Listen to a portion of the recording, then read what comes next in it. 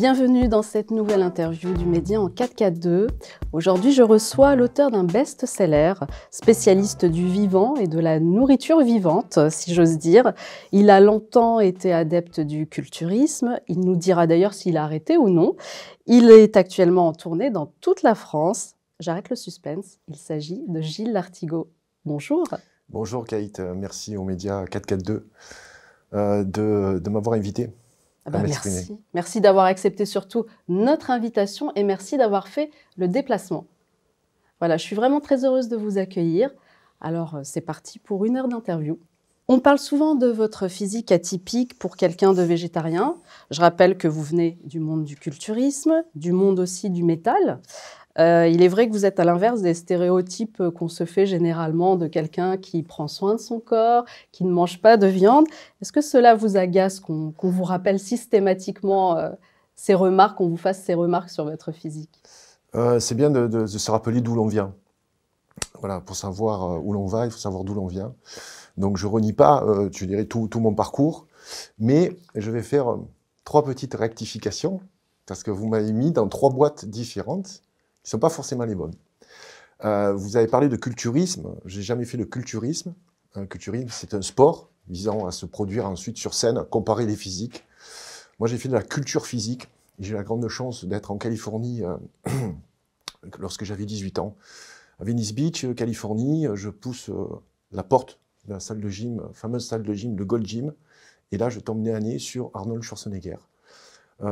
Donc ça a été une période de ma vie assez incroyable parce que j'étais complexé par ma maigreur. J'ai un physique donc ectomorphe, peut-être on parlera de physique et de santé pendant cette entrevue. Donc longiligne et clairement en sous-poids.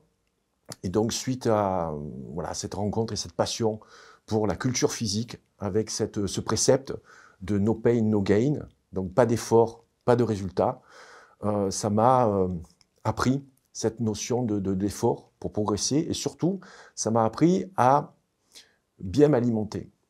Donc je me suis intéressé très tôt à l'alimentation, lorsque j'avais donc 18 ans et j'ai passé comme ça un diplôme de nutritionniste à l'époque, donc aux États-Unis, pour mon compte personnel, par rapport aux connaissances que je voulais acquérir pour justement prendre un petit peu, je dirais, de kilos, si possible de kilos de muscles, pour fortifier le physique, parce que, quoi qu'on en dise, lorsqu'on est un homme, on aime bien être fier aussi de son physique.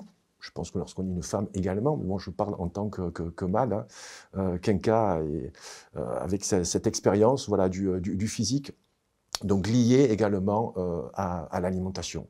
Ensuite, vous m'avez mis dans la boîte du végétarien. Donc, je ne suis pas végétarien. Je ne suis pas végan. Je me classe pas selon un mode alimentaire. C'était la première phrase en fait de mon premier livre, Eat.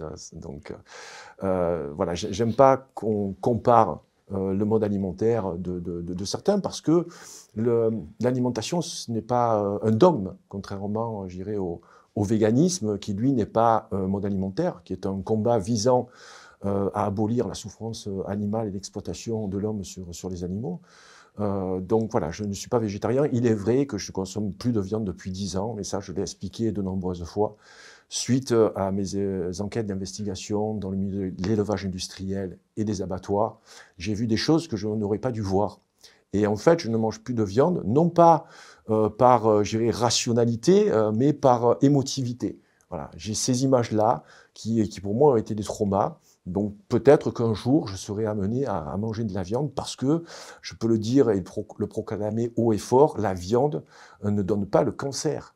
J'aimerais qu'on comprenne en fait d'où vous venez, voilà, qui vous étiez avant. Alors vous avez parlé de votre parcours aux États-Unis, vous avez également vécu au Québec, je crois, et j'aimerais en fait savoir, parce que vous avez fait partie enfin, vous avez été quand même dans le milieu de la musique, donc c'est un milieu qui est assez pailleté, on va dire. Vous avez eu une vie, un rythme de vie assez effréné. Comment passe-t-on d'un rythme de vie à 100 à l'heure à un rythme de vie beaucoup moins effréné, plus respectueux peut-être de l'environnement, au plus près du vivant? Voilà, quel a été l'élément déclencheur à tout ça? Vous avez dit ça fait 10 ans que vous ne mangez plus de viande. Voilà, qu'est-ce qui... Alors, il y a des événements qui se sont passés dans ma vie, notamment en 2007. Donc, j'ai dirigé un groupe de communication assez important dans le sud-est de la France. Et j'ai subi en fait de malversations par rapport à certains associés qui m'ont en fait ruiné, où j'ai perdu en fait tout mon capital que j'avais accumulé depuis 20 ans. J'ai perdu toutes mes sociétés et je me suis retrouvé purement et simplement à la rue. Voilà, caution personnelle au niveau des banques, etc. Vous vous retrouvez en tant que chef d'entreprise, ça il faut quand même en être conscient, sans allocation familiale, sans aide, d'ailleurs jusqu'à aujourd'hui, hein, moi là je suis un auteur indépendant, sans aucun conflit d'intérêt, en principe c'est quelque chose que je dis en début d'entrevue, donc voilà, je ne reçois aucune subvention, je suis libre de mes propos. Donc ça a été une rupture brutale lorsque voilà, on est un jeune entrepreneur très dynamique, notamment à l'époque des startups où j'ai créé pas mal de sociétés dans ces années-là. J'ai commencé à travailler très tôt, à partir de 19 ans, lorsque je suis revenu en France, j'ai commencé à travailler avec mon père, notamment dans le domaine de l'imprimerie. J'ai créé des unités qu'on appelait à l'époque la PAO, Publication Assistée par Ordinateur. Quand je dis ça, j'ai l'impression d'être vraiment un ancêtre, quoi. On est passé en fait du plomb, hein, la typographie, l'imprimerie traditionnelle, donc au début du siècle, à cette publication assistée par ordinateur. Donc très tôt, j'ai été féru en fait de nouvelles technologies. Et donc j'ai créé pas mal de startups, notamment dans les débuts des années 2000. Et lorsque vous perdez tout, lorsque vous vous retrouvez à la rue, c'est dur de le dire, mais c'est là où vous retrouvez un semblant de liberté. Donc je me suis levé sans le réveil, je n'avais plus aucune obligation, donc un petit peu, je dirais, d'économie pour pouvoir repartir, reconstruire une vie. Et avec mon épouse, on est parti donc au Québec. Donc c'était tout début 2010.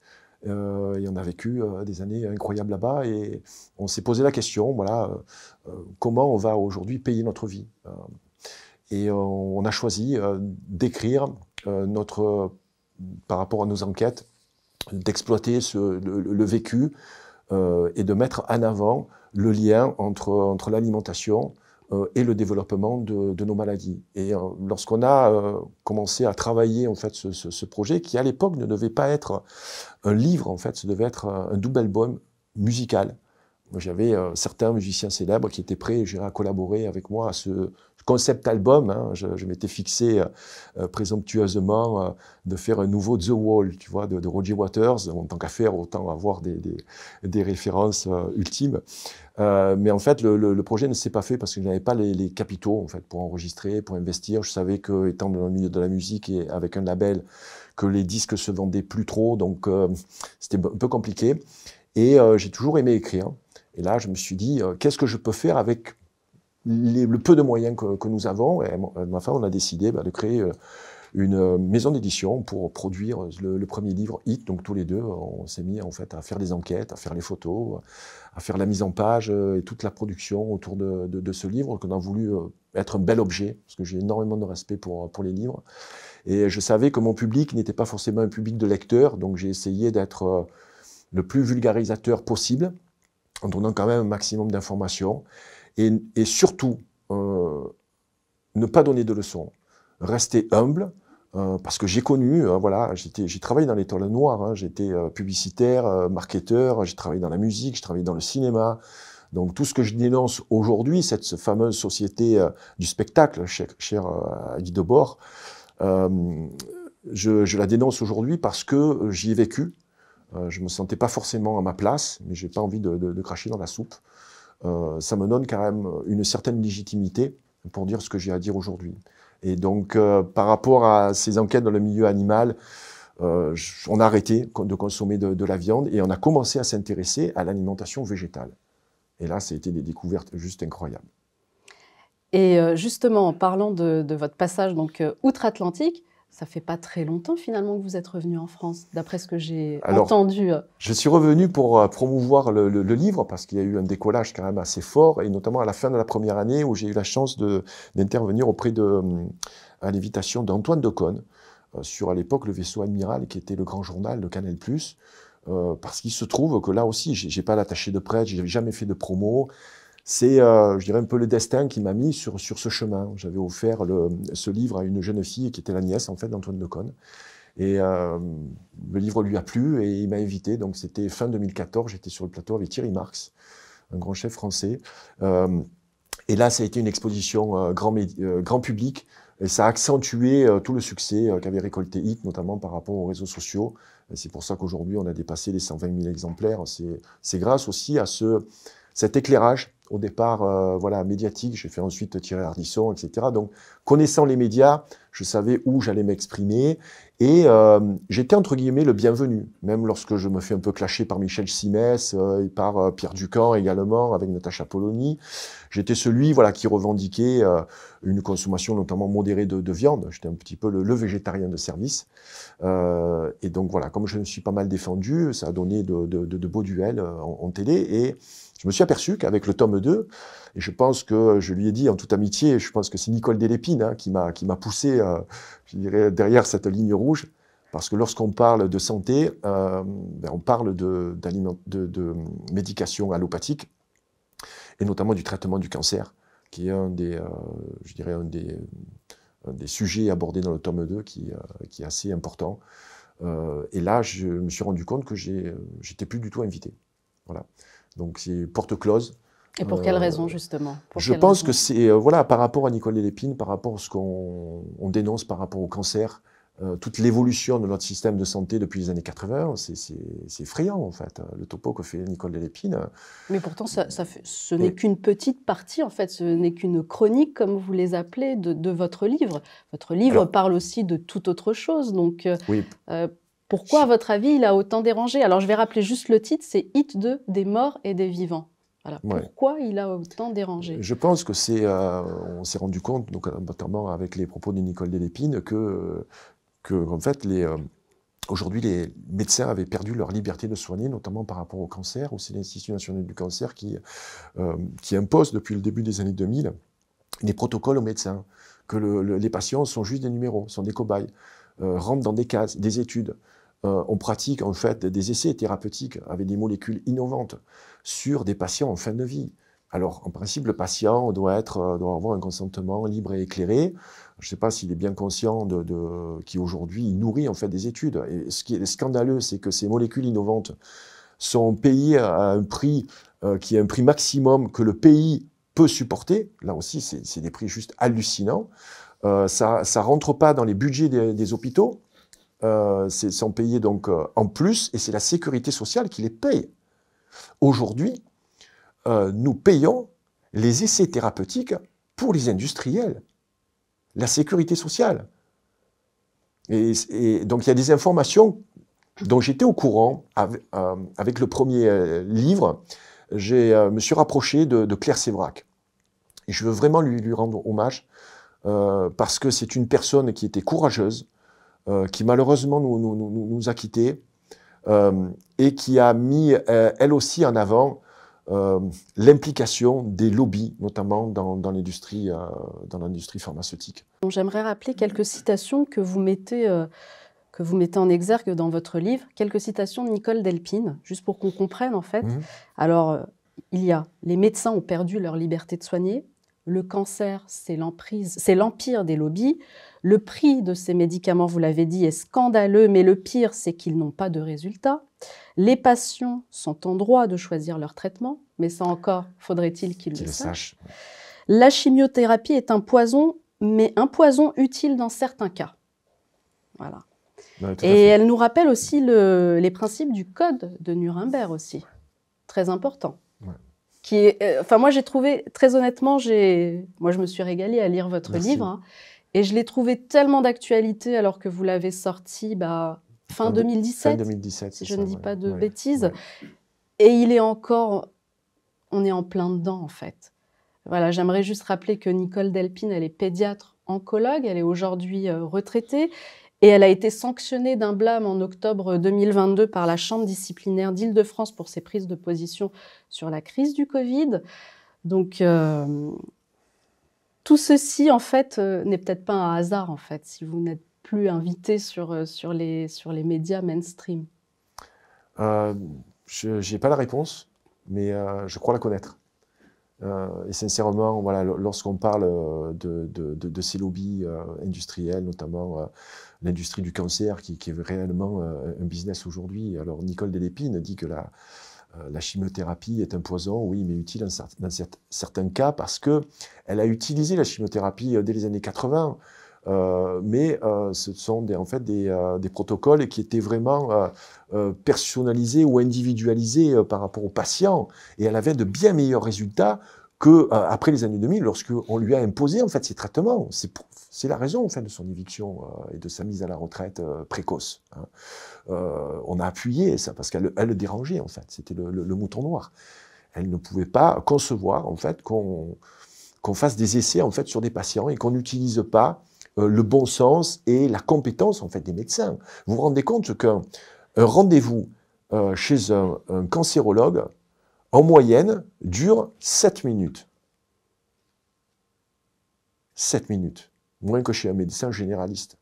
Pourquoi? Parce que lorsqu'ils ont défini votre cancer, vous rentrez dans une boîte avec le protocole, avec un numéro, vous passez en chambre multidisciplinaire où il y a donc un groupe en fait de médecins qui vont étudier en fait votre cas, voir comment vous réagissez en fait aux protocoles qui sont imposés par l'Institut national du cancer. Alors, je rappelle quand même que le cancer, c'est la première cause de mortalité en France depuis 2004. Exactement, devant les maladies cardiovasculaires. Je voudrais qu'on parle un peu plus de ce tome 2, comme je l'appelle. Alors déjà, c'est un livre en noir et blanc, de très jolies photos, des photos qui sont difficiles à regarder pour certaines. En tout cas, c'est mon ressenti. C'est la raison pour laquelle il est en noir et blanc, en fait. Du papier recyclé, et puis un début avec un mot inscrit en lettres capitales, mort, et puis ça se termine par un autre mot en lettres capitales, vivant. Expliquez-nous quel message vous avez voulu véhiculer. Peut-être un message de prise de conscience, d'éveil. J'aime pas trop, je dirais, utiliser ces termes-là, qui sont plus utilisés dans la spiritualité.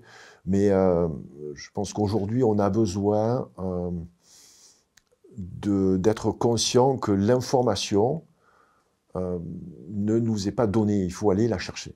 C'est pour ça que je respecte des médias comme le vôtre, qui êtes courageux, qui retrouvait en fait les valeurs fondamentales du journalisme. C'était quoi le journalisme? C'est d'aller enquêter, dénoncer, mais un journalisme indépendant. Donc il y a beaucoup de conflits d'intérêts et je tiens énormément, moi, à mon indépendance. Vraiment, même si c'est dur, j'ai toujours refusé les sponsoring, j'aurais pu vendre des extracteurs de jus ou d'autres choses au début du succès de Hit, parce que j'étais, je dirais, non pas harcelé, mais contacté par de nombreuses marques, hein, parce qu'il y a aussi ce business qui se développe tout autour de la santé et de l'alimentation. Et souvent avec des modes alimentaires qui sont quand même qualifiés d'extrêmes, en tout cas qui suivent des idéologies comme le véganisme, comme le crudivorisme aussi, avec cette idéologie du vivant, c'est-à-dire si vous cuisez un aliment, mon Dieu, vous allez perdre le contenu nutritionnel. Oui, mais c'est plus important ce que l'on digère que ce que l'on absorbe. Donc un aliment voilà, cuit à la vapeur et avec une cuisson qui va respecter, je dirais, ses vertus nutritionnelles, sont beaucoup plus digestes et beaucoup plus adaptés à notre corps. Donc j'ai voulu passer d'un constat assez noir, notamment avec Nicole Delépine, au côté vivant. Et le côté vivant, pour moi, c'est de retrouver un peu notre autonomie, un peu de retrouver cette liberté que nous avons perdue et en même temps une autonomie que nous avons déléguée aussi à un État, cet État maman, cet État qui nous protège, cet État qui nous verse des allocations, cet État qui s'occupe de la logistique pour avoir notre eau potable, pour avoir notre électricité, pour avoir les flux tendus dans les supermarchés où on peut acheter des tomates tout le long de l'année. Où on peut sortir à chaque heure du jour et de la nuit et on trouve à manger, si tant est qu'on ait bien sûr un petit peu d'argent pour pouvoir se le payer. Donc voilà, j'essaye toujours d'avoir un fil conducteur. Le fil conducteur du tome 2, comme vous l'avez dit, c'est de la mort à la vie, comme quoi on peut renaître. Et je raconte l'époque qui est l'époque où j'étais dans un trou noir, qui est une forme bien sûr de dépression, imagée, et avec une métaphore allégorique. Et donc vers ce vivant, de retrouver la vitalité en nourrissant le corps, mais aussi en nourrissant l'esprit. Et Alors, on toutes va les d'abord. découvertes que j'ai faites notamment dans l'alimentation, j'ai ouvert la boîte de Pandore, en fait. Bah, justement, on va parler du pouvoir de l'alimentation et je pense que ça a été votre seul point de discorde avec le docteur Nicole Delpine, qui elle, voilà, n'est peut-être pas d'accord avec vous dans le processus de guérison. Vous dites que le pouvoir de l'alimentation a vraiment un rôle à jouer dans le processus de guérison et qu'il est vital en fait à notre bonne santé. Ouais. Expliquez-nous pourquoi. Je n'étais pas en désaccord avec Nicole. On a senti que On vient ça. de mondes différents, bon, parce que j'aime bien la taquiner. Mais en fait, Nicole a observé aussi que de plus en plus de patients, même lorsqu'ils suivaient des protocoles de chimio, se faisaient suivre également par des naturopathes. Et je pense que la naturopathie doit, non pas fusionner, mais doit y avoir, je dirais, une passerelle avec cette médecine allopathique et une médecine dite naturelle. Et surtout, ce que nous mettons dans notre corps, quand même, l'alimentation, c'est la base de la vie. On vit grâce à ce que l'on mange, à ce que l'on boit et à ce que l'on respire. Le problème aujourd'hui, on respire des particules fines, notamment dans les grandes villes. On n'en parle pas beaucoup de ça. En tout cas, les grands médias ne nous en parlent pas, ne veulent pas nous affoler. On nous dit que l'air est pur. Quand je vois les pots d'échappement, quand je vois les gamins qui sont promenés dans des poussettes à hauteur de pots d'échappement, je peux me poser des questions, avec tous les embouteillages, etc. L'eau que l'on boit, c'est une eau chlorée. Une eau chlorée. Le chlore est un poison. Certes, c'est une eau qui est débarrassée des bactéries et des virus. D'accord ? C'est une eau qui est morte. Mais ce poison, qui est le chlore, va s'accumuler avec d'autres petits poisons. Il y a environ 30 000 molécules chimiques dans notre alimentation depuis la fin des années 60. On en a testé à peine 10%. Et sur les 10%, il y a encore 10% qui ont été déclarés carcinogènes et cancérigènes. Donc cette eau que l'on boit n'est pas forcément aussi adaptée à nos besoins. Donc il faut filtrer cette eau de ville avec le filtre à charbon actif, hein, c'est assez simple, et vous levez au moins ces particules chlorées. Donc tout ça, parce qu'après ça fait un cocktail chimique dans notre corps et on ne sait pas ce que ça va donner. En tout cas, on suppose que ça augmente toutes ces maladies dites de civilisation. Et donc, il y a l'alimentation aussi. Qu'est-ce que vous préconisez? Moi, je ne préconise, Manger cru, pas je forcément. préconise que des principes. Voilà. Je ne suis pas là pour imposer ni un mode alimentaire, ni un régime alimentaire. La différence entre les deux, c'est que le régime est indiqué lorsqu'une personne développe une pathologie.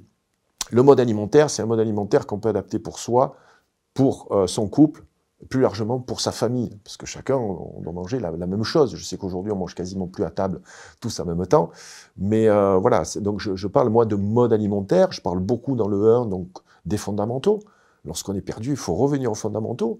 Les fondamentaux, en fait, c'est ce que mangeaient nos grands-parents. Il y a, je pense que ça ne vous a pas échappé, il y a un ticket de rationnement de 1915 dans le livre, où il est indiqué supprimez le superflu de vos repas. C'est beau. Supprimer le superflu de vos repas. Nos grands-parents, en fait, se suffisaient de peu. Ils mangeaient de saison, des produits bruts non transformés, parce qu'il n'y avait pas de supermarché. Il n'y avait pas de plats préparés, surtout pas de micro-ondes. Donc voilà, ils faisaient la cuisine. C'était une cuisine dite du bouilli, souvent des soupes, en rajoutant un petit peu, je dirais, des œufs, un petit peu, je dirais, de volaille, quelquefois le cochon, ben, qu'on tuait, voilà, et qui faisait quasiment toute l'année pour la famille, un petit peu de viande rouge. Donc, ce qu'on appelle le régime méditerranéen, en fait, tout simplement. Après, il y a des régimes qui sont, eux, hypotoxiques. Je veux citer, par exemple, le régime de Seignalé, qui, lui, vraiment, est indiqué lorsqu'on a des pathologies qui sont pro-inflammatoires. Donc, voilà, ce sont des fondamentaux. Je partage des clés en fait, de compréhension, voilà, pour que chacun puisse adapter ses besoins, puisse adapter son alimentation à ses besoins. Et la régénération du corps dans tout ça. Vous citez une étude suédoise publiée en 2005 qui montre, je cite, que les globules rouges se renouvellent tous les 4 mois, les cellules de la peau toutes les 2 semaines, les cellules du foie entre 300 et 500 jours, les cellules de la paroi de l'intestin tous les 5 jours et les cellules osseuses tous les 10 ans. C'est peut-être une clé pour être en pleine santé, là. Oui, le corps se régénère. Tous les organes, en fait, se régénèrent, mais bien sûr qu'on a un temps de vie limité, nous ne sommes pas immortels, hein, quoi qu'en disent les transhumanistes, mais si on donne une alimentation adaptée. Voilà. Et notre alimentation aujourd'hui n'est pas adaptée à notre physiologie. C'est pour ça que je préconise de retourner vers la simplicité. Donc des aliments non transformés, des aliments de saison, si possible bio. Bien sûr qu'aujourd'hui le bio est quasiment hors de prix. Mais comme dit le docteur Richard Béliveau, que j'ai cité dans mon livre, qui est en fait un chercheur québécois très intéressant, hein, qui a démontré les vertus anti-cancer de l'ail, de l'oignon, des baies rouges, enfin c'est vraiment incroyable. Il a travaillé avec à l'époque, vous en souvenez peut-être, à l'époque de David Servan-Schreiber. J'ai un immense respect pour cette personne, un ancien médecin qui avait une tumeur au cerveau, on lui donnait 6 mois à vivre, il a vécu plus de 10 ou 15 ans. Il s'est fait flinguer aussi par je dirais, sa corporation, de façon vraiment honteuse. Il a écrit un livre qui s'appelle Anti-cancer ou Guérir. Et donc c'est quelqu'un voilà, qui mettait en avant, avec Richard Béliveau, donc les vertus de ces aliments que nos grands-parents consommaient en fait à chaque saison. Voilà. Et dès lors qu'on supprime tout ce qui est aliments industriels, donc fabriqués par des industriels et puis appauvris au niveau des nutriments avec beaucoup de sucre, de gras, aujourd'hui en fait on mange plus par gourmandise que par nécessité. J'aime bien employer le mot junkie, ça c'est mon passé de musicien, hein. Nous sommes tous des junkies en fait. Parce que on nous a rendus addicts au sucre étant jeunes, et puis on a toujours connu, en tout cas les générations, notamment les milléniums, ont toujours connu cette alimentation industrielle. Mais si on revient au mode alimentaire passé, quel qu'il soit, hein, qu'on mange des animaux ou pas, qu'on soit plus porté vers le poisson ou la viande, qu'on consomme encore du lait comme dans les pays nordiques, hein, qui ont encore ce lactase pour digérer le lait, ou pas du tout comme dans les pays asiatiques, enfin peu importe. C'est que de l'alimentation non transformée. Voilà, et on ne se pose pas la question, est-ce qu'il y a assez de protéines, est-ce qu'il y a assez d'oméga 3? Non, nous ne sommes pas des machines à compter quand même. Donc bien s'alimenter, c'est relativement simple. Dès lors qu'on a retrouvé notre instinct animal. Donc on ne se laisse pas emporter par cette gourmandise, cette faiblesse, par contre que l'on doit garder exceptionnellement les jours de fête, le dimanche. Voilà, on n'a pas besoin d'aller au restaurant tous les midis.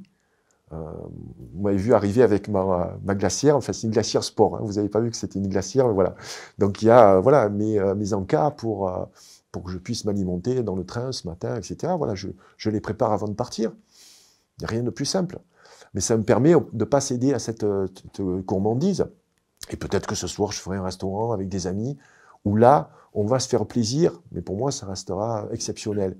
Et je pense qu'on peut mieux respecter le travail incroyable que font nos grands chefs, en allant quelquefois dans des restaurants. Certes, c'est onéreux, mais c'est moins onéreux un restaurant étoilé une fois par mois que le restaurant où l'on mange tous les midis.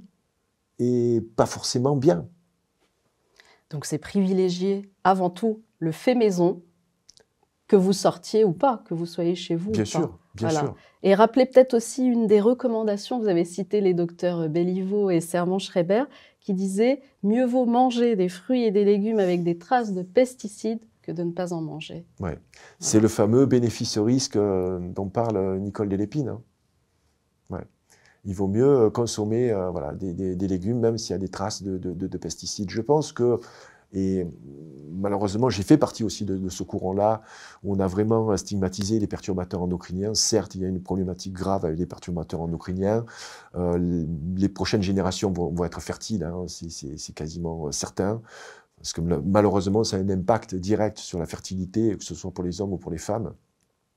Et donc, ces traces de pesticides que l'on a, en France, on a quand même des labels, l'agriculture raisonnée, l'agriculture qui respecte aussi l'environnement.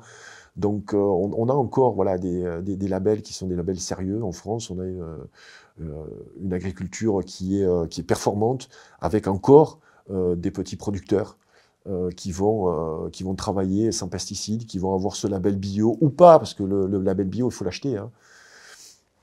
Et après, il y a les chanceux qui ont peut-être la main verte et qui ont un petit potager. Voilà. Mais même si on a un potager, on n'est pas autosuffisant. Hein.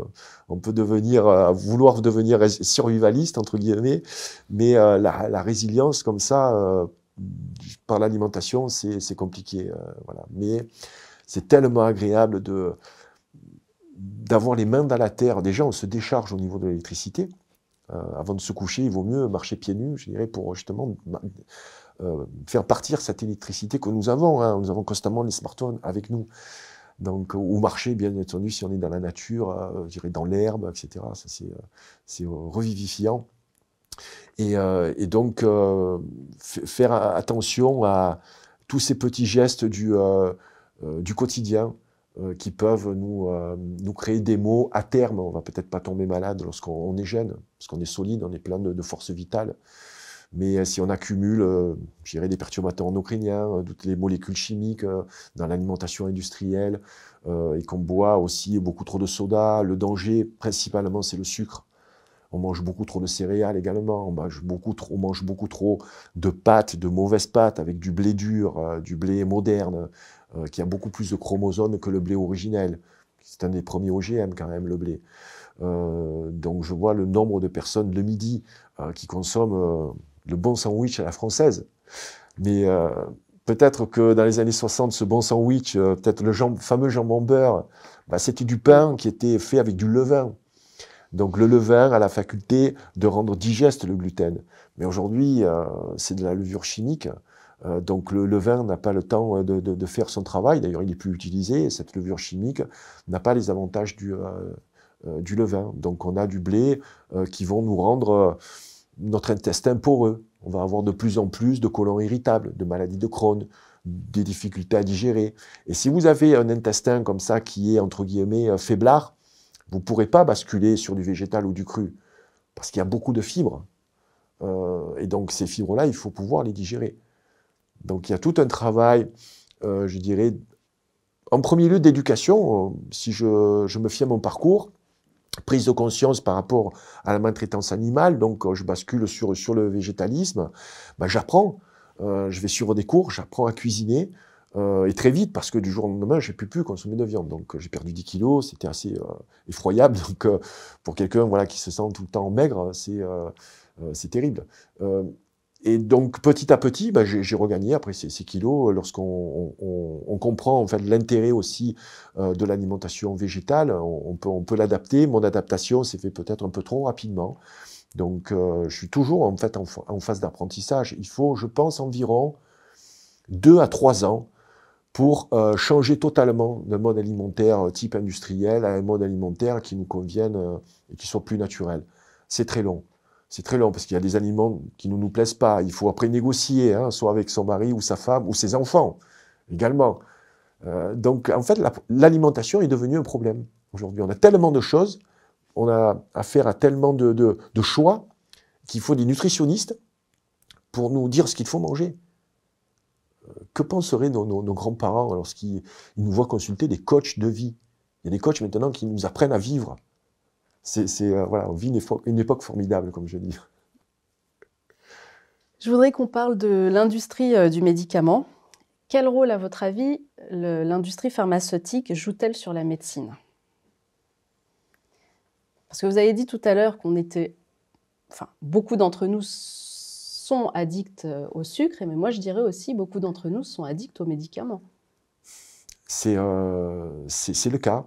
J'avais fait avec un groupe de médecins au début de HIT, c'était donc voilà, en 2014-2015, on avait fait un groupe de travail, ils étaient une dizaine, et donc ils suivaient mon travail, ils le trouvaient intéressant, et notamment par rapport à des pathologies comme le diabète, des problèmes aussi au niveau de la digestion, des rhinopharyngites à répétition. Voilà. Je leur ai dit, vous savez, bon, il y a des allergènes forts, il y a le lait, pour pas mal de raisons, il y a le blé, pour pas mal de raisons, mais avant tout, il faut demander à vos patients ce qu'ils consomment. Voilà, demandez-leur, lorsqu'ils viennent vous consulter pour une de ces pathologies, leur mode alimentaire.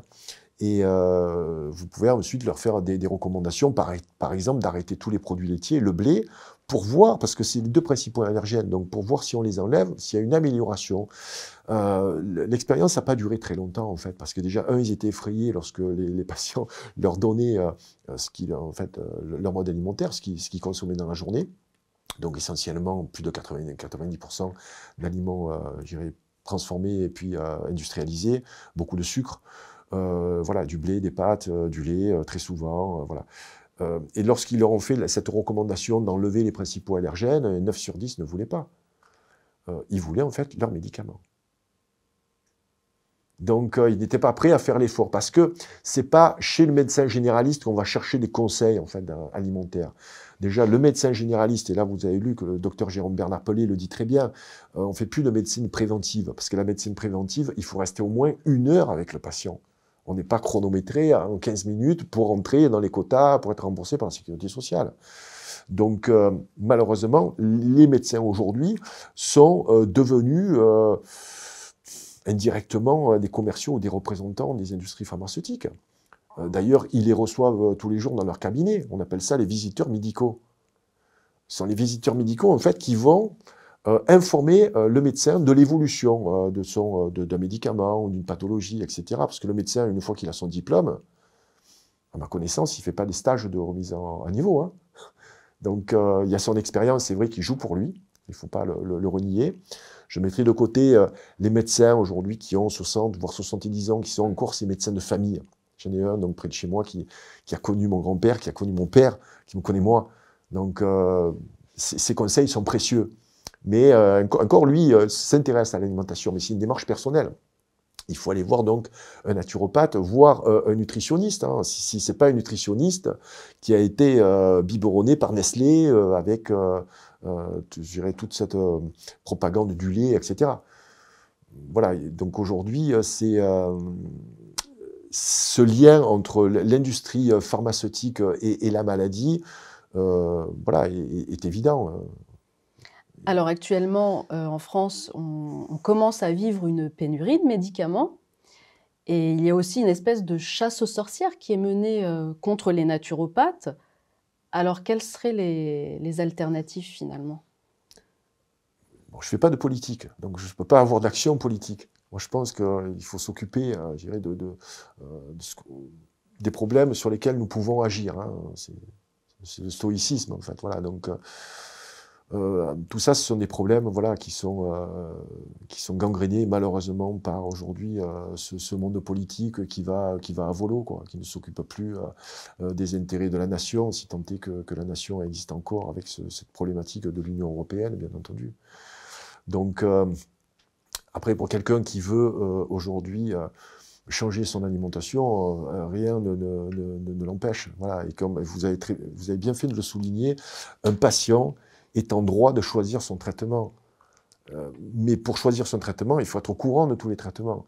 Et vous pouvez choisir un traitement, par exemple, pour le cancer du sein, qui a été utilisé il y a une dizaine d'années, en demandant aussi les taux hein, de réussite, etc. Donc, bien s'informer, de ne pas être passif devant un cancérologue qui va nous annoncer un cancer et faire très attention avec tous ces dépistages. C'est juste un scandale. On n'a pas parlé justement des surdépistages. Qui sont toujours en fin d'année.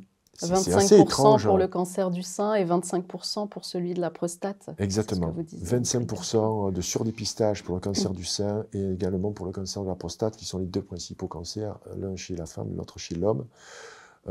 Et en fait, on peut se poser la question, pourquoi ces campagnes de dépistage sont faites en octobre et en novembre? Je pense qu'on a la réponse dans le tome 2. Nicole Lépine nous apprend qu'il y a des quotas. Qu'aujourd'hui, un service qui fournit des prestations comme de cancérologie, donc avec la chimiothérapie, radiothérapie et tout ce qui va avec, ces molécules innovantes, il faut qu'ils répondent à des quotas. Ils doivent faire tant de patients par an. S'ils n'arrivent pas à faire ce quota, ils perdent leur agrément. C'est juste effrayant. Après, on a cet effet aussi de concentration, hein, des petits hôpitaux qui vont fermer, etc. Mais on nous pousse, en fait, à nous faire dépister. Et Nicole Lépine le dit très bien, on dépiste aujourd'hui des cancers qui ne se seraient pas développés. Mais on a peur. Et on a vu ce qu'a donné la peur ces 2 dernières années. Aujourd'hui, un cancérologue qui vous déclare comme ça un cancer, je vous assure qu'il déclenche, en fait, le développement de ce cancer. Parce que vous n'êtes pas armé pour accepter et entendre les propos de quelqu'un qui ne prend pas les pincettes. Hein. Vous êtes positif ou négatif. Donc il faut pouvoir l'encaisser. Et avant d'arriver à cette étape-là, il faut reprendre confiance par rapport à la régénération de notre corps, qui est toute simple quand même. Vous coupez, vous cicatrisez. Vous n'avez pas besoin voilà, vous mettez du miel de thym, ça va cicatriser encore plus vite. Donc ce corps a cette fonction-là. Vous l'avez noté, en fait, les cellules du foie aussi qui se régénèrent, etc. Mais il faut bien le nourrir. Avoir une alimentation saine et puis pas faire trop d'excès, bien entendu. À côté, il faut, et j'essaye de redonner confiance à mes lecteurs, à ceux qui me suivent, dans cette capacité qu'a le corps de survivre. Voilà. On va parler maintenant des abattoirs. Une partie de votre livre y est consacrée. Alors, c'est un sujet qui vous touche particulièrement, vous nous l'avez dit, et je crois savoir que vous aviez déjà réalisé un documentaire sur ce sujet, si je ne me trompe pas. Oui. Oui. Alors, vous êtes allé à la rencontre d'un personnage, Geoffrey Le Guilcher. Qui est cet homme? J'ai lu son livre, il s'appelle Steak Machine. C'est quelqu'un qui a une démarche de journaliste gonzo. Voilà, donc, il va s'infiltrer. Il est allé se faire embaucher, en fait, pendant 3 mois dans un abattoir, un grand abattoir, je crois, dans l'est de la France. Et il a décrit ce que vivaient les salariés dans un abattoir. Et ça, c'est quelque chose qui m'intéressait parce que, bon, d'une part, je ne peux plus rentrer dans les abattoirs. Je pense qu'aujourd'hui, on me connaît, et puis avec ma barbe et puis mon physique, je ne pourrais pas passer inaperçu, malheureusement. Et je ne veux plus retourner là-bas. Voilà. J'ai vraiment vu des choses que je ne veux plus voir. Ce qui m'intéressait dans le 1, j'ai vraiment mis les animaux à l'honneur, quoi. Voilà. Et c'est vrai que les témoignages, notamment de Jean-Luc Dom dans le premier livre, sont très, très poignants. Mais dans le deuxième, je voulais connaître en fait la condition humaine dans les abattoirs. Et Geoffroy Le Guilcher a cette phrase incroyable dans son livre que je vous recommande, Steak Machine, un roman d'investigation qui est percutant. Et il dit il n'y a pas de souffrance animale sans souffrance humaine. Ce que vivent les salariés dans les abattoirs, c'est juste... je ne dirais pas que c'est aussi terrible que les animaux, parce qu'ils n'en meurent pas, quoique certains voilà, finissent en mauvais état. Il y a à peu près 70% d'intérimaires dans les abattoirs. Et il y a surtout ce poste qu'on appelle le poste du tueur. Il y en a très peu dans les abattoirs, 3 ou 4, même dans les gros. Il faut quand même avoir un karma sacrément blindé pour pouvoir abattre comme ça des centaines d'animaux tous les jours. Parce que le reste... des salariés qui travaillent dans les abattoirs ne voient pas l'animal se faire saigner, ils voient juste une carcasse de viande, hein, chacun à un poste, en fait. C'est le Fordisme. Hein. D'ailleurs, c'est Ford qui s'est inspiré des abattoirs pour créer sa ligne et sa chaîne, en fait. Ouais. Je crois que c'était à Saint-Louis, il me semble, aux États-Unis. Et donc, Geoffroy Le Guilcher décrit très bien ce qu'il a vu, en fait, et la détresse humaine qu'il y avait dans les abattoirs, le pourquoi les animaux, en fait, étaient quelquefois maltraités. Parce qu'on peut se demander pourquoi il y a ces actes de maltraitance. Moi, je cherche toujours à savoir ce qu'il y a derrière, ces backstage, voir l'origine du problème. C'est un peu comme la maladie. Traiter le terrain plutôt que uniquement le symptôme. Et j'ai appris dans son livre que, en fait, la seule problématique et le seul fautif, c'était la productivité.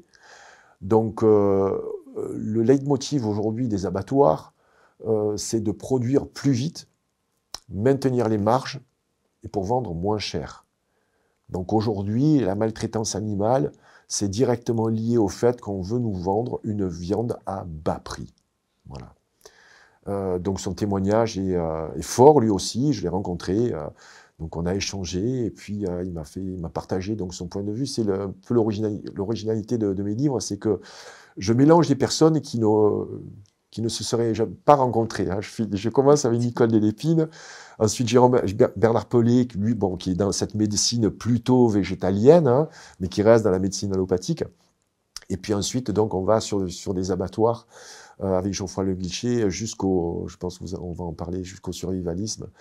Vous avez rencontré voilà. Vol Ouest. Vol Ouest, oui. Vol Ouest. Ouais. Qui est un Français expatrié aux États-Unis depuis plus de 20 ans. Donc, celui qui m'a initié au survivalisme, peut-être que certains d'entre vous le connaissent, c'est un Suisse qui s'appelle Piero San Giorgio. J'avais lu son livre « Survivre à l'effondrement économique ». C'était en 2010. C'était au début en fait de mes enquêtes. Et je me rappelle avoir lu son bouquin. Et on vivait à cette époque avec ma femme dans une cabane en bois dans un petit village du Québec qui s'appelle Saint-Élie de Caxton, donc assez isolé. Et je me dis, mais en fait, ce gars-là, il décrit le survivalisme, mais en fait, c'est ce qu'on est en train de vivre. Parce que quand on a loué cette maison, on nous a dit, faites des réserves. Donc attention, des fois, vous n'allez pas avoir d'électricité pendant 2-3 jours. Oui, mais comment on fait pour chauffer? Ben, regardez, on descend dans la cave, donc tu te baisses parce que les Québécois étaient petits, tu vois, une cave qui devait faire 1,60 m, et tu avais un immense poêle à bois qui chauffait toute la maison. Donc du bois, là-bas, c'est pas ce qui manque.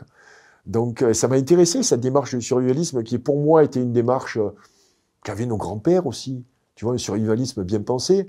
Après, je me suis rendu compte que je suis revenu en Europe. Survivalistes, c'était ceux qui vivent dans les bunkers, les mecs qui sont surarmés, qui ont peur de tout, qui veulent tout prévoir, tu vois, qui ont tout dans les poches. Bon, mais voilà, je suis pas du tout moi dans cette dynamique-là.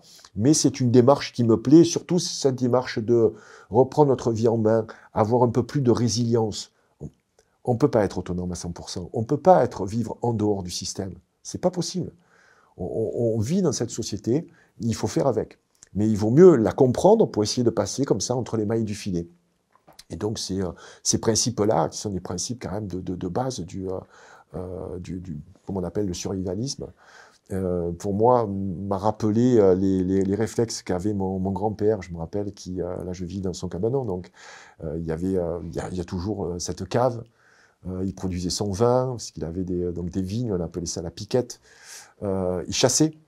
Donc, et je me rappelle, j'en parle dans le premier livre, que mon grand-père m'accompagnait aussi à la chasse, mais j'ai jamais pu tuer un animal, en fait. La seule fois que j'ai tué un animal, c'était je jouais à Ran, le fils des alges farouches, tu vois, ce personnage de dessin animé très connu dans les années 70. J'avais fabriqué une lance et je l'avais lancée par hasard, j'avais tué un pigeon. Voilà. Voilà, je me suis dit, c'est un accident, c'est le seul animal en fait que j'ai tué de ma vie, mais mon grand-père respectait ça, et je voyais qu'il respectait également son gibier, et je me rappelle qu'il me disait à l'époque, donc c'était voilà, dans les années 70, qu'il allait arrêter la chasse, en fait, qu'il y avait quasiment plus de gibier. Il dit, je sais pas, l'environnement change, il y a beaucoup moins de lapins ou de lièvres, tu vois, ou de bécasses, qui étaient relativement rares, de faisans, etc. Et c'était le début également de ces chasses. Ce sont des chasses, en fait, où on va alimenter de gibier d'élevage. Hein. On élève des faisans, en fait, de façon concentrationnaire, pareil. Hein. Et on va les lâcher dans un territoire de chasse pour que les chasseurs du dimanche viennent tuer comme ça des oiseaux qui sont des fois même pas volés. Ça mettait mon grand-père hors de lui. Hors de lui. Donc moi, je suis contre cette chasse-là. Je suis contre cette chasse-là. Mais la chasse, voilà, qui fait partie de notre culture, je ne m'y oppose pas parce que c'était la chasse que pratiquait mon grand-père. Je pense qu'aujourd'hui, dans certains territoires, notamment chez mes amis corses, je pense qu'on continue aussi à chasser comme ça. Alors, il y a un passage qui m'a particulièrement touchée dans votre livre, c'est la chronique intitulée « Nos vieux ». Et il y a un terme qui revient dans votre livre, c'est le mot « cadence ». Alors qu'on soit un animal ou un être humain, que l'on soit vivant, tout simplement, ce terme-là revient sans arrêt en fait. C'est vers la fin. Oui, c'est vers la fin. Donc on ne va pas spoiler la fin du livre. On ne va pas spoiler, mais... Parce que ça finit de façon assez lumineuse, mais c'est vrai que nos vieux, en fait, j'ai eu cette réflexion parce que le fil conducteur du livre, c'est le temps. Le livre commence aussi avec cette phrase « L'homme moderne a une montre, mais il n'a jamais le temps ». Donc le temps a été volé par notre société moderne, cette société toxique, où on va partir tôt le matin, certes on travaille moins, mais on va être, je dirais, un petit peu plus esclave d'un travail qui va être un travail souvent dans le sédentaire, où on ne se dépense pas physiquement. Donc voilà, on est de plus en plus stressé, et puis les rares moments que l'on a de détente, on va se distraire plutôt que s'instruire. Et le temps, pour moi, est peut-être même plus précieux que la santé, parce que ce temps est inéluctable. Il faut en prendre soin, en être conscient, essayer de ne pas le gaspiller vainement, hein, avec des personnes qu'on ne pourra jamais convaincre. Donc, ce n'est pas la peine de convaincre quelqu'un. Il faut juste dialoguer et puis essayer peut-être de le séduire par nos arguments. Mais le temps, en général, lorsqu'on est une personne active, le temps s'accélère. On ne le voit pas passer. Lorsqu'on a des journées prises par notre travail et puis par la passion, hein, quand on est en vacances, voilà, le temps file. Mais par contre, le temps s'arrête à un moment donné. Pas à la fin de notre vie, un petit peu avant. Lorsque on nous aura placés, par exemple, dans une maison de retraite, parce qu'assez souvent, les familles aujourd'hui sont séparées. C'est des familles qui sont non pas décomposées, non pas recomposées, parce qu'il faudrait supposer qu'elles aient été décomposées, mais des familles recomposées, donc des familles complexes. Et les parents, au milieu de tout ça, vivent plus, hein, je dirais, dans la maison familiale, puisqu'aujourd'hui, 8 personnes sur 10 vivent en ville. C'est pas en ville qu'on a comme ça les maisons familiales. On les avait à la campagne, où on gardait nos vieux, qui étaient toujours utiles, hein, pour garder le plus petit, ou pour faire la vaisselle, ou pour ne serait-ce qu'être là, puis entretenir le bois. Mais aujourd'hui, on les place dans des maisons de retraite, et après avoir visité quelques personnes, notamment un de mes plus vieux lecteurs, qui s'appelait Jean Chauvet, qui avait 101 ans, qui a lu I2, qu'on a rencontré, je ne vous raconte pas, vraiment le hasard nous a mis sur la route donc, de ce centenaire. Et on a parlé en fait de sa vie, on a parlé de I2, et je me suis rendu compte que lorsque on allait le voir, dans cette maison de retraite, le temps ralentit.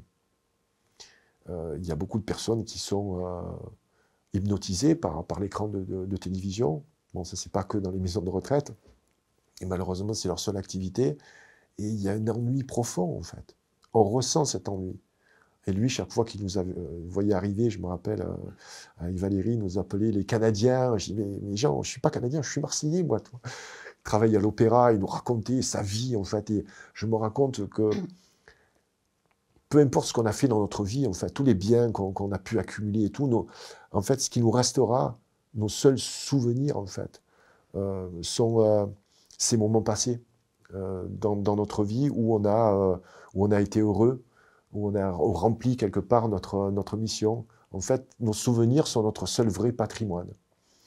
Et en fréquentant donc Jean Chauvet et cette maison de retraite, ça m'a donné l'idée voilà, d'écrire sur nos vieux.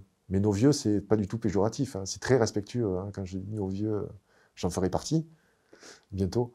Donc voilà, ce sont des personnes qui ont énormément souffert pendant ces 2 ans, et je pense qu'il ne faudra pas oublier ce que nos dirigeants nous ont fait subir. Voilà, n'oublions pas. N'oublions pas. Je crois que le média 442 n'oublie pas. Je crois que vous envoyez régulièrement des jolis dossiers hein, sur les positions de Michel Onfray, les positions de certaines personnes qui avaient des mots juste incroyables. Même quelqu'un comme Noam Chomsky, qui les voulait laisser crever, en fait, les non-vaccinés, ne même pas les alimenter, tout ça. Noam Chomsky, qui est à l'origine, en fait, du livre, donc, la fabrication du consentement, où il décrit le mécanisme de cette fabrication du consentement par les médias. Et il ne s'est pas rendu compte, en fait, que ces 2 années, en fait, ça a été le même mécanisme, en fait, avec la peur. Bon, en tout cas, j'ai trouvé que c'est un bel hommage que vous avez fait à nos personnes âgées, isolées. 5 ans après, hein, parce que vous l'avez écrit il y a un peu plus de 5 ans, ce livre, ouais. C'est toujours un bel hommage. Merci. Gilles, on rappelle votre actualité. Le hit de Tours se poursuit en 2023. Il a commencé en 2022. Oui. Je crois que le 4 mars, vous êtes à Monaco. Oui, et suivra Nantes, sur Paris, Marseille, etc. Je vais faire à peu près une date par mois. Je vais étaler ça en fait, tout le long. Je vais faire des opérations spéciales là, pour les 10 ans de hit, avec sans doute la sortie d'un documentaire sur la genèse du livre, un documentaire qui s'appellera La jungle alimentaire. Donc c'est un terme en fait, qui me colle hein, depuis 10 ans. Et bien sûr, c'est toutes les émissions que je produis également dans mon club privé, là, le Hit Club. Très bien, bon, on suivra de très près votre actualité. Et vous êtes le bienvenu quand vous voulez. Hein. Merci beaucoup pour cette invitation forte, agréable. Merci à vous. Je vais vous inviter pour terminer à signer notre livre d'or si vous êtes d'accord. Avec plaisir. Merci beaucoup, Gilles Lartigot. Merci. Je voudrais juste rappeler que le Média en 4K2, c'est un média entièrement créé par le peuple et pour le peuple. C'est un média totalement libre. Nous ne bénéficions d'aucune aide ni d'aucun soutien, d'aucun groupe que ce soit ou structure. Nous ne recevons aucun financement. Seuls vos dons sont notre unique soutien. Il était bon de le rappeler. Merci à tous et merci de votre fidélité. À bientôt.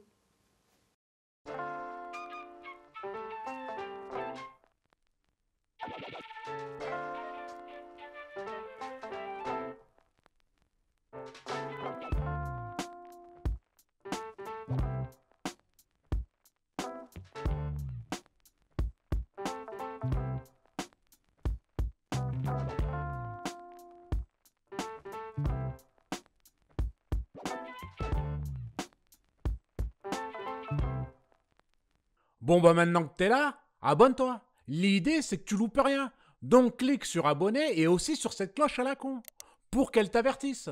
Bon je te laisse, je vais dans mon grenier. Et je te dis à bientôt mon ami.